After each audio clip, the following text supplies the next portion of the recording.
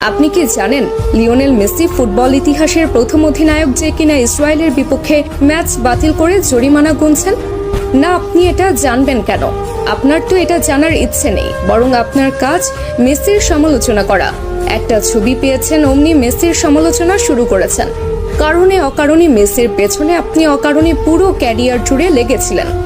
তাহলে শুনুন, মেসি ফিলিস্তিনের মানুষের প্রতি কতটা মানবিকতা দেখিয়েছিলেন।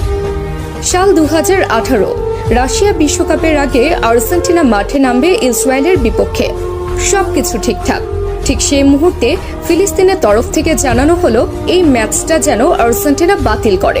কিন্তু আর্জেন্টিনা ফুটবল অ্যাসোসিয়েশনের তরফ থেকে সেটা সম্ভব ছিল না, কেননা এই ম্যাচটা বাতিল করলে মোটা অঙ্কের জরিমানা গুনতে হতো এএফএ কে। আর অর্থনৈতিক দৈন্য দশায় ভোগা আর্জেন্টিনা ফুটবল অ্যাসোসিয়েশনের তরফ থেকে সেটা সম্ভব ছিল না। ঠিক সেই মুহূর্তে ফিলিস্তিনের মানুষ সরাসরি খোলা চিঠি ছুড়েন মেসির কাছে। আর্জেন্টাইন অধিনায়ককে অনুরোধ জানানো হয় ম্যাচটা যেন বাতিল করে, এবং মেসি তাদের অনুরোধে সাড়া দিয়ে ম্যাচ বাতিল করেন এবং নিজ পকেট থেকে জরিমানা পরিশোধ করেন আর্জেন্টাইন ক্যাপ্টেন। সঙ্গে সঙ্গে ইতিহাসের প্রথম ক্যাপ্টেন হিসেবে ম্যাচ বাতিল করে জরিমানার টাকা পরিশোধ করে অনন্য দৃষ্টান্ত রাখেন লিও।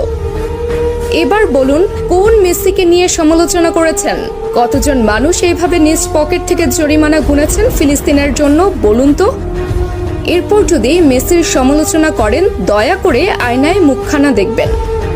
এবার আসি এই ছবির ঘটনায়।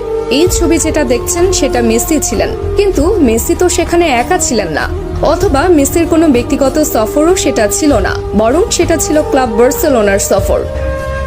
যে সফরে শুধু মেসি একা নন, বরং পুরো বার্সেলোনা টিমই ছিল। এমনকি সে সফরে ব্রাজিল তারকা নেইমারও ছিল সঙ্গী। তাহলে সে সমালোচনা কেন মেসির গায়ে একা আসবে?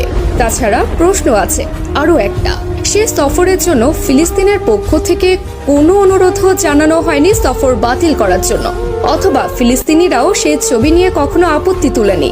কিন্তু যখন তারা মেসিকে অনুরোধ জানিয়েছে, সঙ্গে সঙ্গে মেসি সে অনুরোধে সাড়া দিয়েছে।